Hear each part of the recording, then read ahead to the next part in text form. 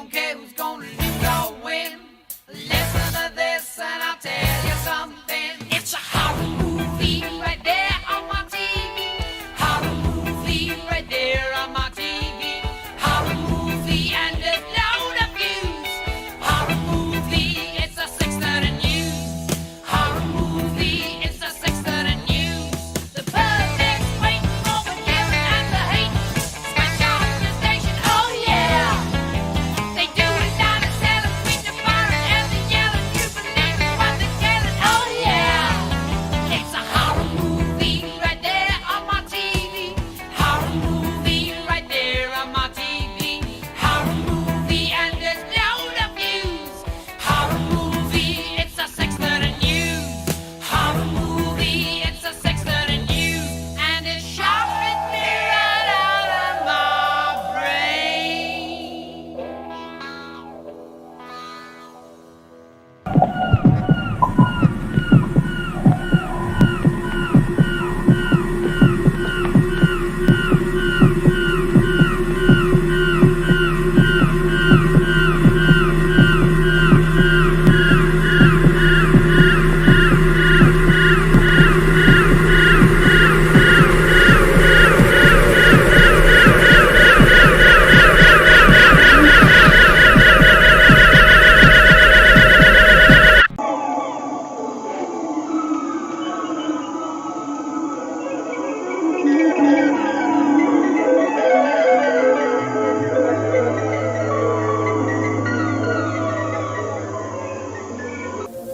Agatha, do you want to hear a scary story? It's a good one. A real shocker.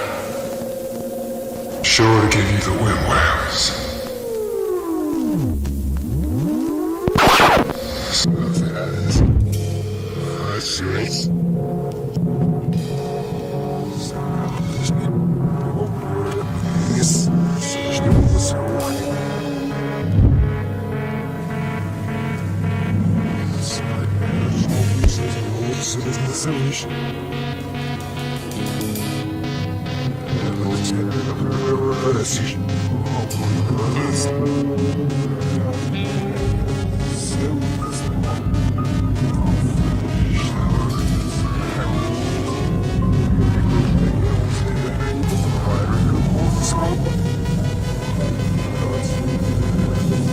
that's now spinning for 13 tracks to frighten Agatha Black.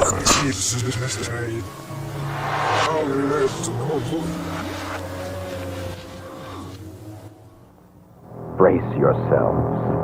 It's happening again. That same sense of horror. That same moment of silence before death explodes.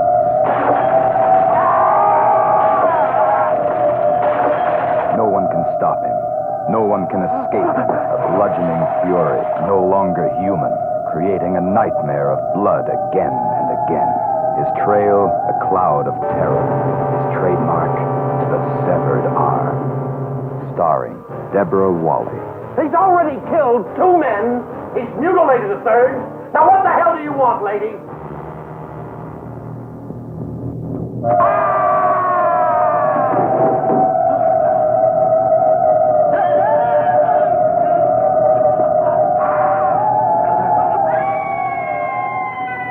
There's a lot to scream about in The Severed Arm.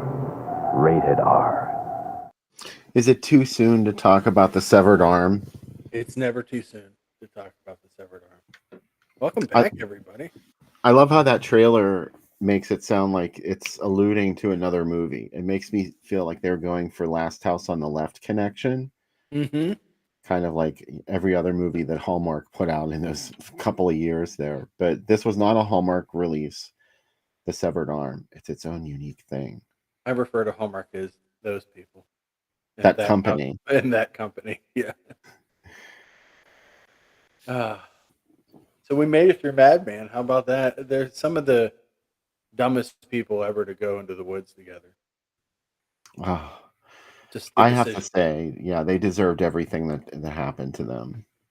I really love the music in this movie, though. Not just the song. The songs maybe not as much, but the incidental music I really do love. There's some cool little synth things and some fun stuff happening in it. So I really dig that. It's super creepy, right? Yeah. Super. Speaking of music, next week, 13 tracks, Frighten Agatha Black. It's the latest movie we've ever shown. The most modern movie we've ever shown on the show. Absolutely. Director Bradley Steele Harding will be joining us, and the composer on 13 tracks to Frighten Agatha Black, Andrew Jones. Yeah, super exciting. And the severed arm. I mean, that's a great double feature. So I'm excited to show those this week. Well, Agatha Black kind of has that 70s slow burn vibe, Mhm. which, I, I can assume that Bradley intended that because I know he loves movies like that. Yeah, So, 100%. Steve asked, was the audio off for most of Maniac? Yes. It was way out of sync by the end of it. Bill switched to YouTube, and I said, I'm going to pretend this is the Italian version of Madman, and just kept that. oh, so you got it screwed up too. Eventually, yeah.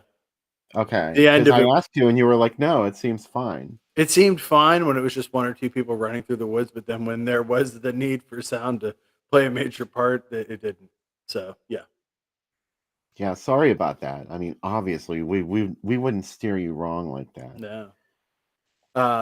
The fact that I learned that's crazy is that the actor playing the Madman Marz, his son was born while they were making the movie, and they had to rush him to the hospital. So he went in full makeup and held his son. He had blood all over him, and he said, "I got to hold my baby." So pretty amazing. He Galen just Ross, passed away not did too he? long ago. Yeah, Paul Ellers. I got to tell you, I know she's not Galen Ross, but Alexa Stevens' braid in her hair is my favorite thing. That's her like kind of sexy little difference. I got a braid in my hair. It was the late 70s, early 80s. Everybody was doing it, right? Mike Justice hit the nail on the head. Galen Ross is a terrible screamer. In fact, she's terrible at conveying a sense of terror and panic. So Mm-hmm. now I understand why Francine seems so calm and collected. It's the way to do it. She was really reaching in the moments in Dawn when we did see her get excited. Like that was really probably like pushing it. Yeah. That's all I can give. I think George was a little like, yeah, let's just go with what you can do. Yeah. He was a much smarter director, to say the least. But Batman's fun. I don't know. It's a good drive-in movie. You can kind of zone in and out of it, come back when you want to come into it. I mean, that's, to me, that what makes a good drive-in movie. You can go get food and come back, and you really haven't missed anything, and still enjoy a couple good kills. So that's right. I like that Mars doesn't look human anymore. He's got like weird feet, and he's got Yeah, what's up with him? What happened to him? He's just been living in that. Is that what happens to you when you live in a cabin? Like I you guess. start out okay and then you turn into the wrong turn family? Do you think that he was close to Love Canal in Jersey? If he's Cropsey, like you know what I mean, he was Yeah. somewhat mutated. That does tie into Vince brought up that how this is close to uh, the Crowley movies that came out over the last couple of years. Oh, right. Yeah. He's kind of mutated too. So except you don't get scenes where he rips someone's face apart like this, and the extreme gore of those movies. But yeah, I like that he kind of has like a really like a raccoon type face. He's got something going on, but he seems to be doing fine. I mean, they burn his shed, and he's like, "Yeah, that's fine. I'll make it, no problem." He was going to tear it down anyway. Yeah, it must be this place, this horrible God, place, this place. We should never have reopened this homestead. There's been too much trouble here. Yeah. I would like to do a show off of him and George Eastman battling. Like at first they worked together, and then they realized that, maybe they just can't. And that's my next movie. Like a Freddy versus Jason. Yeah, it's a movie only Mike Justice and I want. So it'll be pretty good. We'll get our normal under contract actresses to be in it. It's somehow we're working on it. There's a lot of projects in the pipeline, as they say. Once the SAG strike stops, that's when Mike and I will be making these movies. That'll be our excuse. We're putting it off while the strike's happening. I really thought the camera work in this film was effective. Mhm. That's one thing that this movie had going for it. There were some brilliantly lit outdoor scenes at night.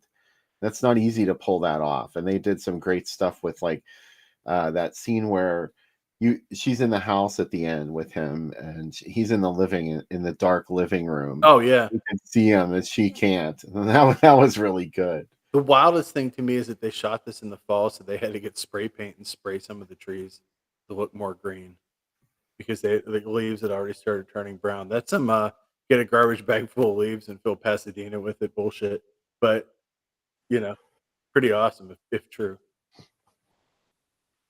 We believe in this project so much we're going to spray paint the forest. Do you remember that scene in Friday the 13th Part 2 where Ginny and Paul go back to the cabin and she's like, there's someone in this room. I'm not kidding. There's someone in this room. Like Madman could have pulled that scene off a lot better because I Yeah. thought that was like a weak moment in Friday. They don't really show you anything in the room See, or what she saw to make her think that there was someone else in there. That's the only reason I was excited for the first new Halloween. There's the scene that was in the trailer of the little black kid thinking that, he's like, something's in the closet, and the girl keeps closing it. Finally, Michael appears in the closet. And that was like a really frightening scene. You know what I Yeah. mean? The idea that somebody is in a room and you can't see them, it goes back to that childhood fear of, somebody being under the bed or not knowing what's in your own room. And that's a very primal fear. So it works really well in here, especially when she can't. He's a big guy to be able to sneak around. You know what I mean? And you not hear or see him. It's one of them. He seems to have that teleportation gift. Yeah, That he so many really does. slashers. Yeah. But hey, Jason has his little music cues, and so does Michael Myers, but they don't have a folk song written about them. So that's where Mars is a little bit ahead of them. He got there's a bunch of people singing around the firebomb. I like the ending with the kid just totally destroyed, and him getting picked up on the road and finally believing the story that they tried to tell him. He does have to share the ballot honors with Harry Warden, though. Oh yeah, well, there is that for the epic, the Ballad of Harry Warden. Gordon Lightfoot should have recorded that, but didn't. Yeah. But it's a good. I like this movie. I wouldn't put it again. We went through our top slashers. I wouldn't put it in my top slashers, but I think it's pretty decent. Ready? Bill and I have been practicing our talking head skills. I would say something like, "It's really the best of the sequel." That's the best thing to say. That's what you have to say in these. Or you say, a lot of people really don't know about this movie, and then that's what we would just get like we have like a 5-second line from you guys, and that's what we're going to talking head school for post Resident Romero, so we can do more of these projects.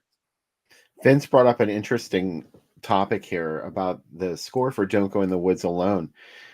This was just one of the movies that was programmed at the 3 Don'ts to Do at Facets in Chicago a couple of weeks ago. And I did video hosting segments for 3 of those movies. Don't Go in the Woods Alone. There was a print of it that was released on VHS in the UK that had no score. Oh, wow. There was no music in the movie. And the only time I ever watched it, I must have watched a rip of that because it was on YouTube. And there was no music in it. And I just kept thinking, like, God, why is there no sound? Why is there no theme music in this? This is a slasher movie. I really so I have to go back and watch it again because I thought it kind of sucked without the movie. It kind of sucks, but I like it. How about that? Because it's ridiculous. Like it's the killer has like a cave made of plastic trash bags. It's super junky, but I appreciate that about it. That's kind of what I like about it. It's like it's bad. Like, Don't Go in the Woods Alone is, when like if they were making a slasher that would be on like, if like I'm just gonna pick out a '70s show.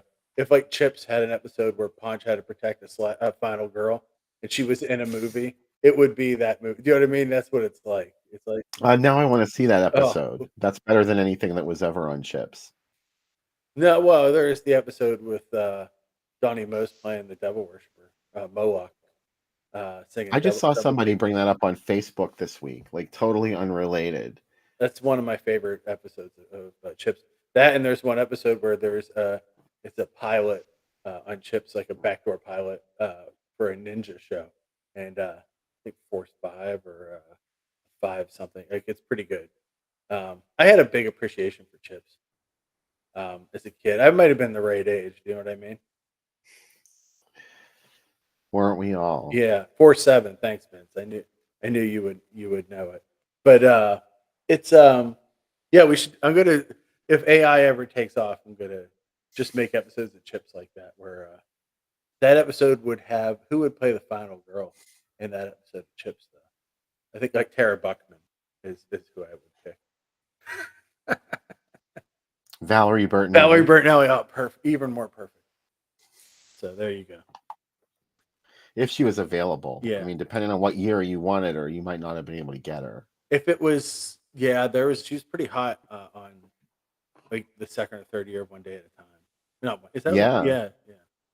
And then once I mean, that show was pretty big. that show was very big, yeah. I never watched it though. For some reason, there must have been something else on at the same time. That wasn't because we've talked about before. There was one TV in the house, so I didn't get. Oh yeah. So that You thing, had to choose, and you Yeah. had to choose wisely. yeah. I know. I liked One Day at a Time because it had this weird claustrophobic set, kind of like the set for Yeah. the Jeffersons. Yes, exactly. Even though, like, you know what I mean. Like, there were no windows in it, even though there were windows depicted. Mhm. They were not convincing windows, and you just got this feeling that they were in this enclosed environment. It's very Stuck here forever. Cronenberg like building.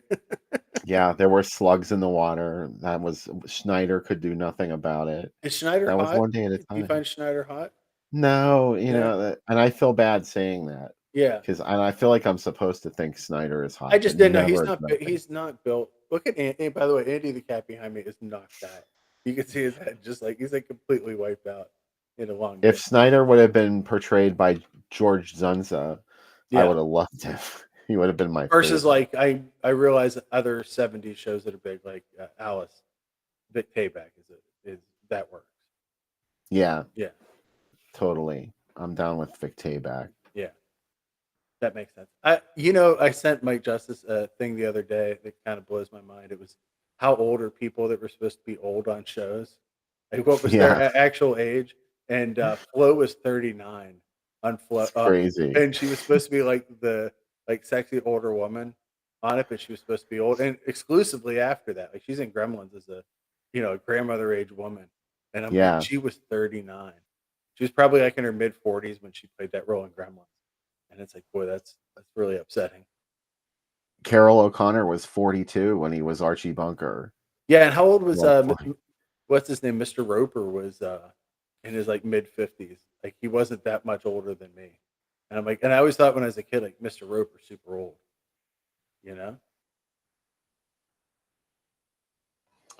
Nora just got the news about Matthew Perry. Oh, yeah. He died in a hot tub? Yeah, heart attack in a hot tub. That's what they're saying. Oh my God. He posted pictures on Instagram before of him sitting in a hot tub too, which is kind of weird. That sucks. Yeah. So I already had a couple. I guess there are worse ways to go. Yeah. But that's a sneak attack. Yeah. Like you're enjoying yourself, you're in a hot tub, and then you're dead. Yeah. Bill was green. He's not green anymore. He is now back to the land of the living. I don't know what you're talking about, Nora. Yeah. Bill is now the Kenneth Branagh version of Frankenstein's monster, not the Universal. You must help me. She's beautiful. And yeah, I do like Mary Shelley's Frankenstein. You know what? I got the Blu-ray from Arrow, and I had never seen it, and I liked it way more than I thought I was going to like it. It's bad, but I like it. Yeah, the end of it's good though. It's my kind of bad, and I like that they actually did stick close to the novel for once. Yeah. Orville Redenbacher also died in a hot tub. Really? Oh. Okay. That's crazy. Richard Mall also died. Yeah, that's very sad because he appears twice in Night Train to Terror. Um, and you know what? Someone tagged me and used my review of. They said you should really, if you to celebrate Richard Mall, we're going to share out this review of the movie Cataclysm, and it was mine. And I'm like, yes, that feels right. He won the Nobel Prize in that movie for proving that God is dead, which is cool. Okay. We What a believe you, Nora. yeah. Oh yeah. I'm not denying Nora at all. I believe her 100%.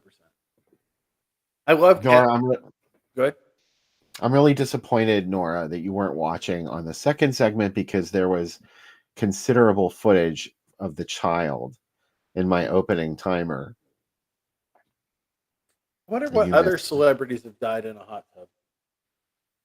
This seems to be like a letterbox list. I can think of a couple times they depicted it in horror movies. Oh yeah. Well, there was one with people getting electrocuted in a hot tub. Somebody like threw some shit in there, and but then I'm also thinking of Patrick at the beginning of Patrick.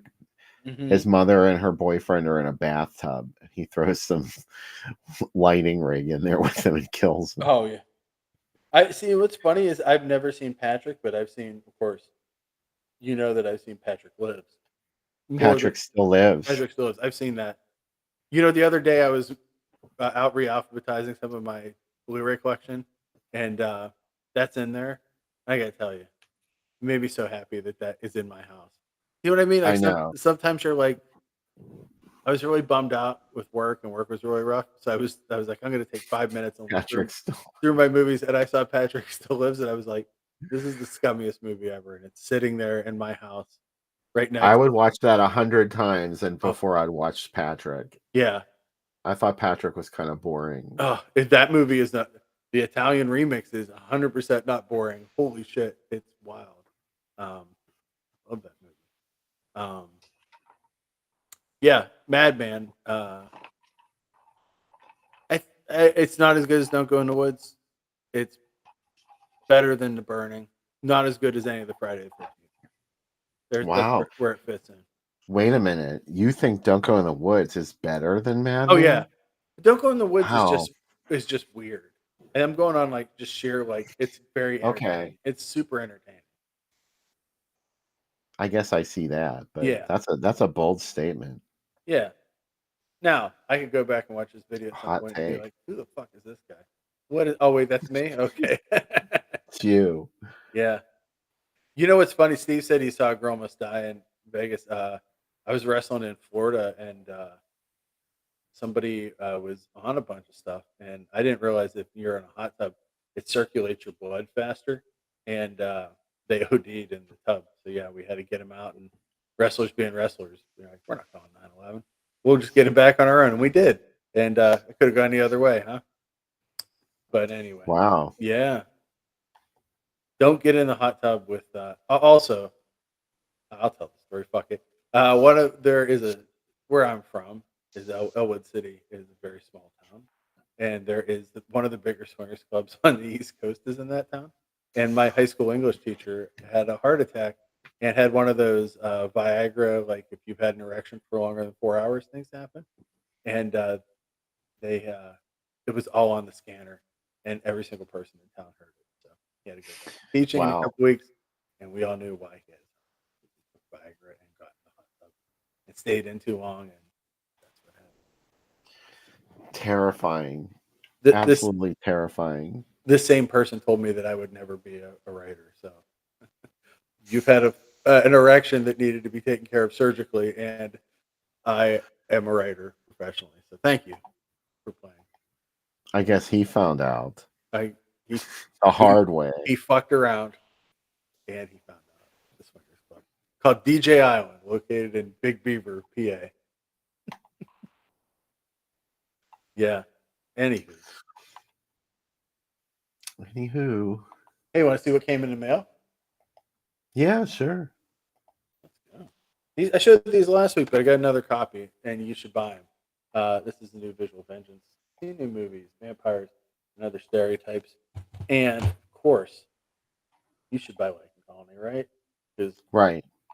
Bill and I are on it, but you should buy it anyway because it's a great movie. We got this is from Radiance Films, Combat Dance. I don't know what it is, but I'm going to check it out. And I got the Black Hat director's cut from Arrow. Supposedly, it was a big deal that they were able to get that director's cut. So, will it make that movie better? We will find out.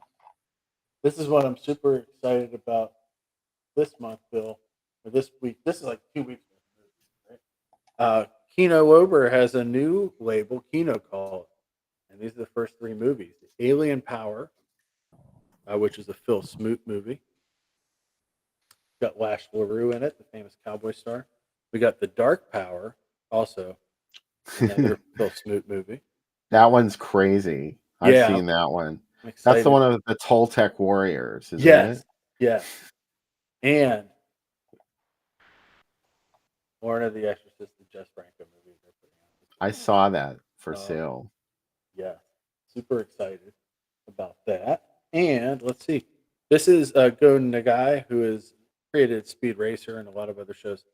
This is a new movie that is coming out from Cleopatra, and the director is, I'm going to do a horrible job on his name because I'm going to be interviewing him in a few weeks, Kurabando Mitsusake, who actually did Taxi Killer, which is a Japanese giallo, but this is Tiger Girl, or Lion Girl, which looks really wild. I'm super excited about that. These are from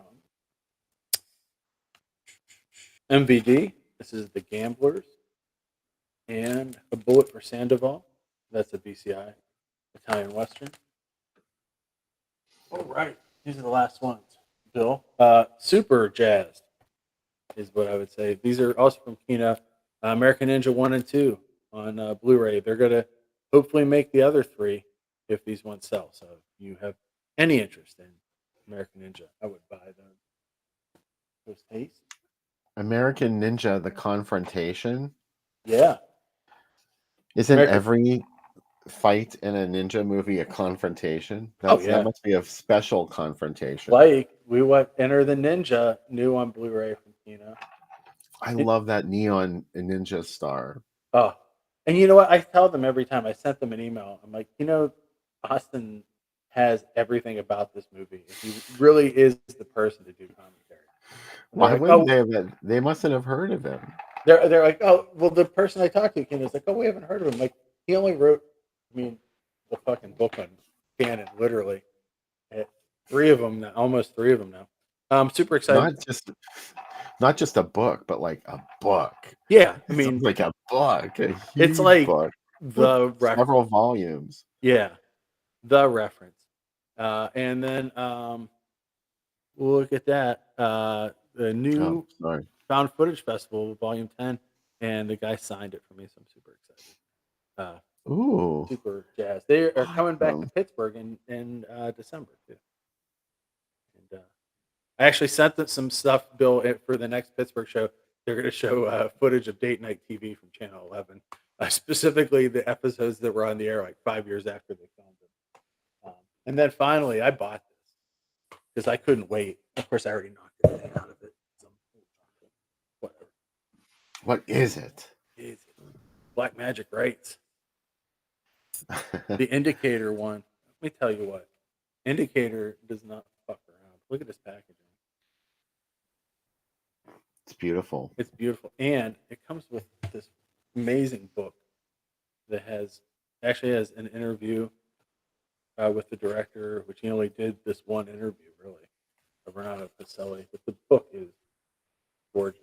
And it's got some really cool images from the movie. Man. So I bought this at Ides. I told Bill this story already, but when I bought this at Ides, the person checking me out told me that it was a shitty movie and why was I wasting my time? And I was like, spending like $40 on this movie. Like, you don't have to talk to me like this, But I mean, that's pretty amazing. I love that there is such a high-end version of such a completely low-end movie, and that's why I bought it. Also, I'm probably gonna, if I get any drunker tonight, I'm gonna buy the Radiance Horrible Dr. Hitchcock too, because There's only like I think 1,500 copies of it, and I'm like, man, I've been watching all Italian Gothics the last couple weeks, Bill, and I got to tell you, I'm kind of, as you can imagine, frankly, kind of obsessed with them now. If you are wearing a white nightgown and you're wandering the castle and you're Barbara Steele, I'm into it. You know, I also The kind of candelabra moment is amazing, and the backlit nightgown, it has to all be perfect. I also amazed that Castle of Blood is 2 different movies, like that he remade it in color like 6 years later.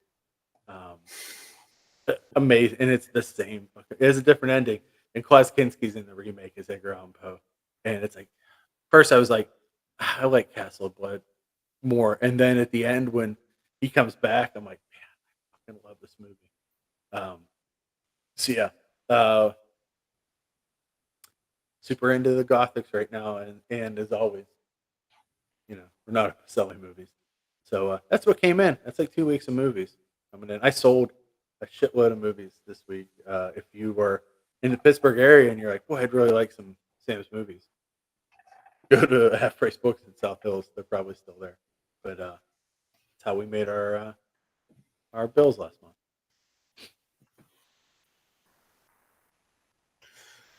Right on. Yeah. Thank you for indulging You want to see some of my Halloween ads? I am beyond excited for it. These are all from Tucson and Phoenix, Arizona. These ads are all from October 1958. What you could see on Halloween weekend and Halloween night in Tucson and in Phoenix. And one option was this special Halloween show at midnight. Beast with a Million Eyes, and it conquered the world. Which is one of the dullest of the 50s sci-fi movies, if you ask me. I've been watching a ton of those for my Chiller Theaters weeks, though. And it's weird. Like, I've always kind of been like, yeah, I don't like those movies. And I'm starting to really like them. Zontar Thing from Venus was much better. Yeah. It was the same movie with like different, totally better than It Conquered the World. Like, but it's like I watched The She Monster today and I really liked it. But, She Creature. She Creature, I mean. The costumes. So good, though. I think that's what it is. Yeah, that's a good one. Hey, have you ever seen that remake of She Creature? I've wanted to, and I haven't seen it. It's good. Is it the 2000s? I'm telling you. Like yeah. It was like there's a Larry Buchanan remade it too at one point, right? Yes, I forget what one Larry Buchanan made. Yeah, because they reused the costume. It's in the Ghost of Drag Strip Hollow too. Like they reused that costume for like 4 movies. Oh, Bill, I got to tell you two things. One, before we get to this ad, the little witch going across the screen at the beginning of the show is my favorite thing you've ever done.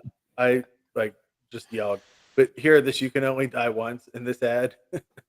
I probably wouldn't go to this. I'm like, it seems like this is going to be a funhouse kind of thing. Yeah. I'm so glad you noticed the witch. Oh, I love that witch. That made me so happy. I'll sing the. You know where she's from, don't you? No, where is she from?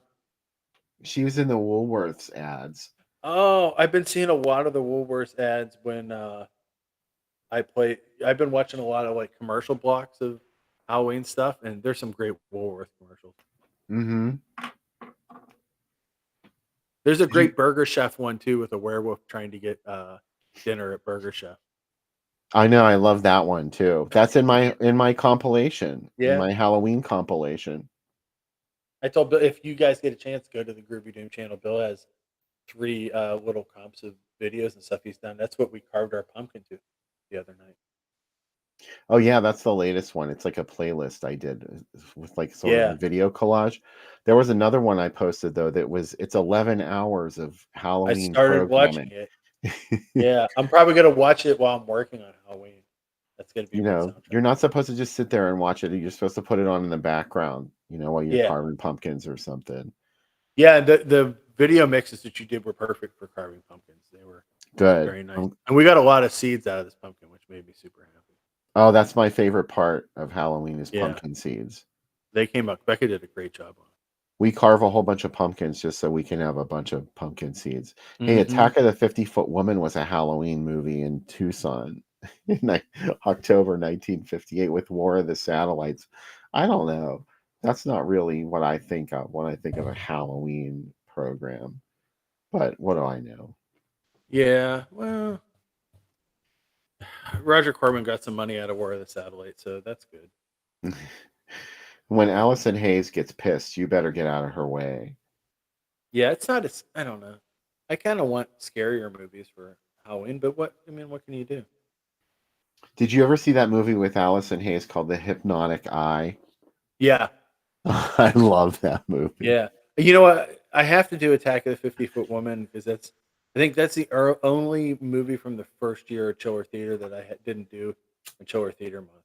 But maybe next year when I do, 'cause I'm going to do Chiller Theater month again next October because I had fun doing it. The only You reason we haven't done The Hypnotic Eye on the show is because I can never find it streaming for free anywhere. I'll start looking. Wow, this is magic.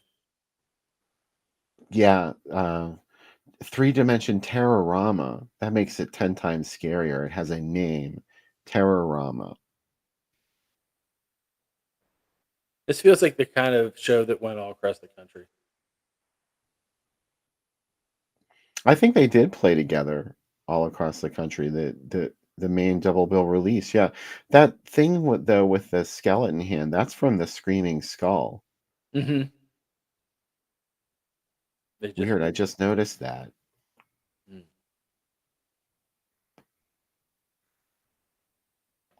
That would be quite the night at the movies. Another Halloween option. Look, they put a little ghost clip art up at the top. Oh, and a scared black cat. Yeah, It the Terror from Beyond Space. That's a scary Halloween movie, I think. Yeah, I think that those work. I've never seen the Curse of the Faceless Man. I feel like I haven't seen it either. Hmm. I I don't like know, it. but I like the title. some of those old sci-fi movies, I'm like, I don't think I ever saw that. And then I start watching it. I'm like, yeah, I totally did see this. That's why I started the letterbox list, Bill, because I'm just like, especially when it comes to like uh, Italian westerns and giallo, I'm like, these have so many titles. Like, certainly I've seen this, and you know, what I mean, and it just is so nice to just look and see. The day the world ended. Mhm. That movie could never live up to the title. It's a great title, yeah. At the rodeo, I love that little ghost on the top that was in there too. He's pretty cute. Oh, they must eat you to live. Terror from the Year 5000, I really like actually. Um, it's such a weird movie that this girl is coming out of this future. What is it like doorway to Yeah, the future? And like that's yeah. how bad the future that this killing machine lives on the other side. Like it isn't like I've probably made it more frightening for myself as I've thought about if it was real than the movie really is. But I like it. I love how optimistic they are that there would still be people on the Uh, earth in 5,000 I mean, years. I'm gonna tell you, I don't know if there's gonna be people on Earth next year, so I hope this movie's true. And that is an optimistic forecast. Yeah, So, hey. yeah. Of course, the only one that we see is a maniac, but yeah. Oh, Now, oh, here's some stuff that was not on Halloween. It was just cool shit I've been running on the page lately. The Blob. I love I Married a Monster from Outer Space. The conceit of it, it's like that could be like a relationship drama movie, like The Astronaut, but instead it's just like a monster movie, and I appreciate that. Yeah, I dig that movie too. That was one that they always showed pictures of, like in when I'd get library books about science fiction movies and want to learn more when I was a kid.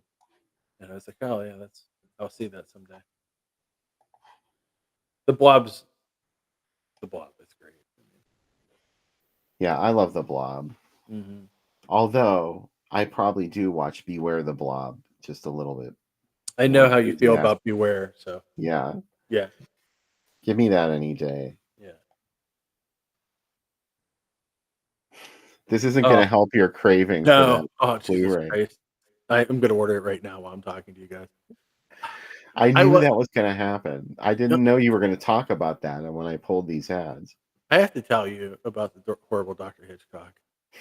I love that it came out in the early '60s, and it's like unabashedly a movie about necrophilia, and it's like the main Dr. Hitchcock with his first wife, he played sex games with her where he would give her drugs where she appears dead, and like this movie played in American theaters, and they're like, yeah, it's kids can come see it if they want, and it played with Dr. Orloff. Like both of these movies are creepy, fucked up movies, and I love it, and I love that whenever finally Dr. Hitchcock, spoiler, brings his wife back from the dead because they want to use Barbara Steele to make her beautiful again.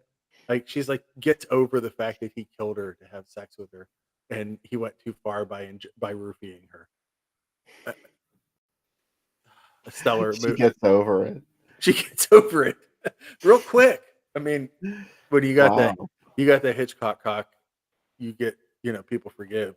But man, I love that movie. If I can convince anybody to watch it through my ridiculous love of it, it's again, as you said, Bill, it's the diaphanous gowns lit from the back, giant candelabras, houses full of cobwebs, so much fucking fog, theremin everywhere.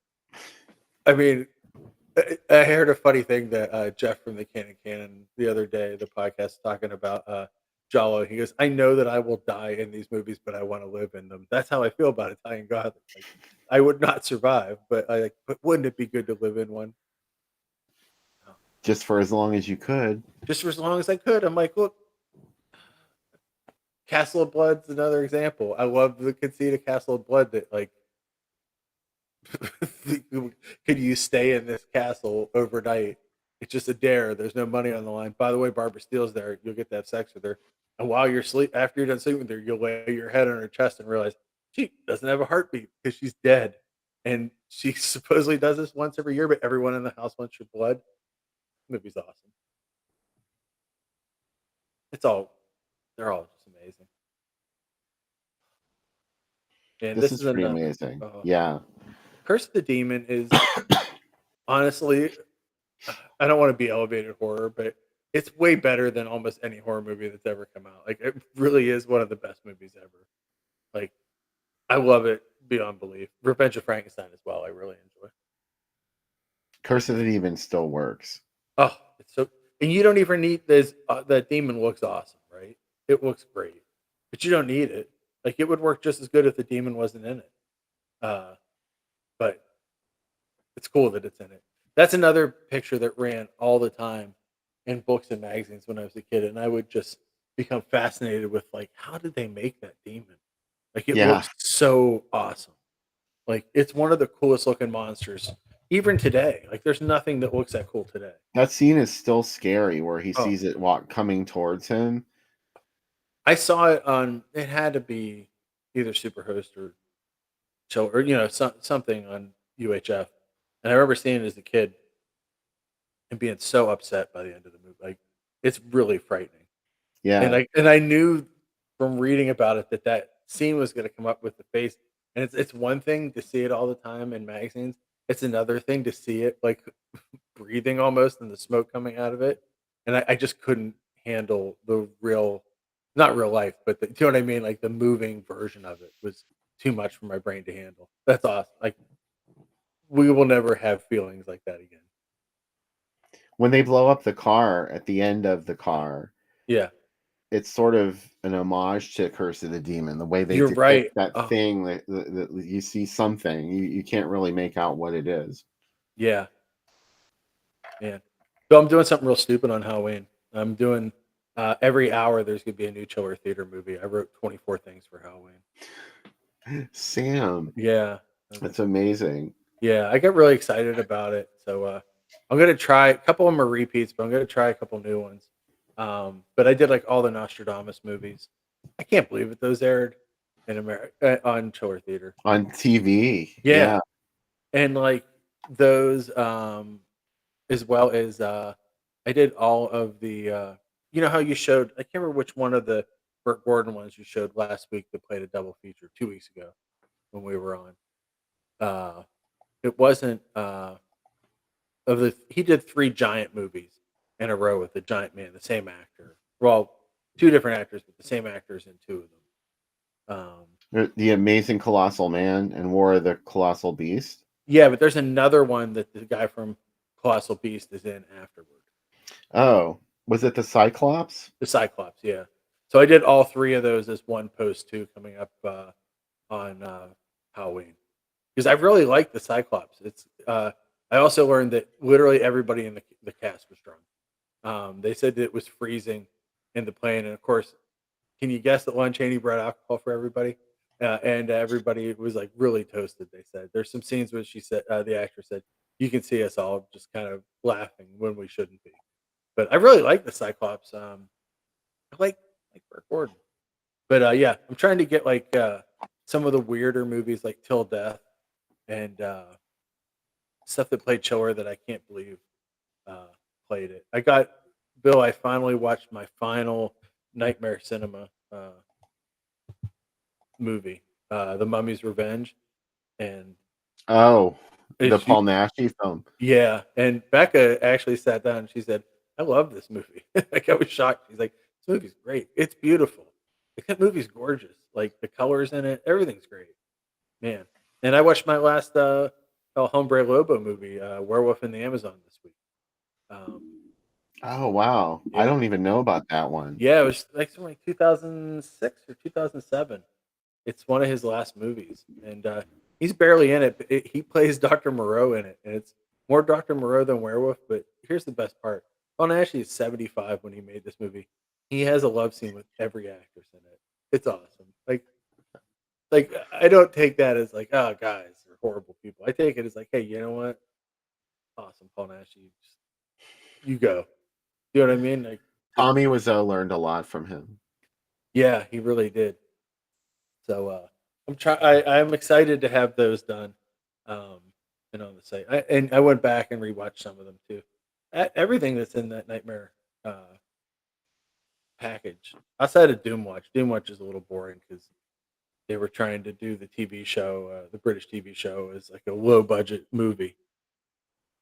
It's not great, but the other stuff in it, like Bell from Hell, amazing. You know what I mean? Like almost everything else in the Horror Rises from the Tomb, great. You know, Death Smiles on a Murderer, wonderful. I could talk about it for years. The lightning's like, no, you shan't. Anyways, happy Halloween, everyone. Bill, happy Halloween. Same to you. Yeah, You know, we were thinking about doing a show on Halloween, but I think I just need to just do this one. yeah. So, We got a great show coming up next week too. yeah, it's gonna be fabulous next weekend. Yeah, 13 tracks to frighten Agatha Black and the Severed Arm. Special guests Bradley Still Harding and Andrew Jones, yeah. the director and composer of the first film. And then also next week, Bill, the November Mill Creek month starts.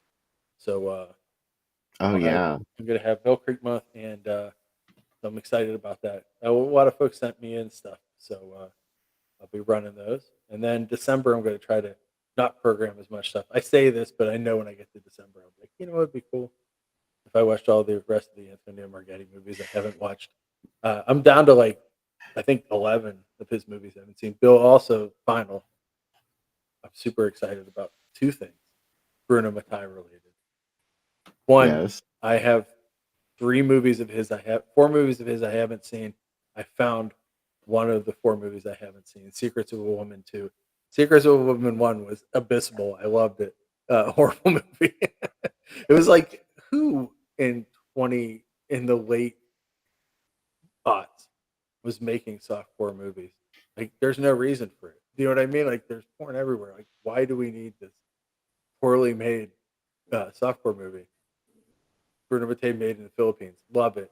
Two of his other Filipino movies are on Tubi now.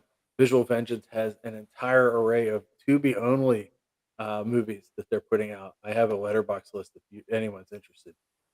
There's some really cool stuff in this list, and also a lot of the movies that they've released, like L.A. Age Jabber, Beyond Dream's Door, which is a really great movie shot in Ohio State University. It was a student film. You would really like it, Bill. It's very weird. There's a lot of stuff that's showing up. Mark Polonia shot on video gangster Def Comedy Jam movie Holla If I Kill You is on there too. So I talked to the boss from Visual Vengeance, and he's like, you know what? It takes so long to get the Blu-rays out. I just like getting movies out, so there's going to be stuff showing up on Tubi. I'll update you guys when they show up. But super loving that the Bruno Mattei movies are in there. I think it's the coolest thing. Especially Island of the Living Dead, which is pretty much the same movie as Virus. Imagine 28 years later, he remade that movie on camcorders, filled with stolen footage from Hunt from Red October. That's exactly what that movie is. I was on somebody's. Gotta be better than Virus. It's not. You know what's funny is I'm so protective of Bruno. Someone wrote something in a Facebook group. And they're like, "Who would make such a shitty movie?" And I was like, "Who are you to say these kind of things?" How dare you, Sir? How dare you, sir or madam, whatever the case may be? How fucking dare you? And I was like, dude, what have you done? That it was. Did you make Night Killer? No, you didn't. Anyway, I was very upset. I said I really defend him. Like, wasn't that Fergasso that made Night Killer? Yeah, but Mattei was involved too. So was D'Amato. Okay. He was involved. They're all. That's right. Those guys are all lunatics. I love them. Fergasso has a new movie that came out last year, a karate movie that his wife wrote. I've been hunting for it everywhere, and it's another one of my many grails. But yeah, there's a couple. Literally, like I'm down to 3 Bruno movies, and one of them's like it literally says, "This is a lost movie. You're never gonna find it." Excited. Anyways, thanks everybody for watching. Bill, thanks for indulging my lunacy of talking about movies that nobody cares about. And don't forget, Resident Romero is coming out soon, and get Lycan Colony, buy it, and you can hear Bill and I talk. I saw a review, Bill, that someone talked about. They really enjoyed us talking about why you shouldn't have sex in cemeteries. They actually brought it up. You shouldn't. They brought it up. They're like this is the only one of the few commentary tracks I've ever heard that discusses the dangers of cemetery sex. And I'm like, yeah, watch the movie. It's obviously apparent.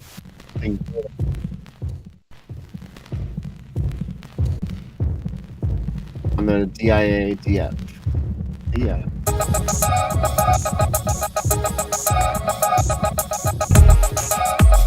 Under 17 not admitted without parents or guardian.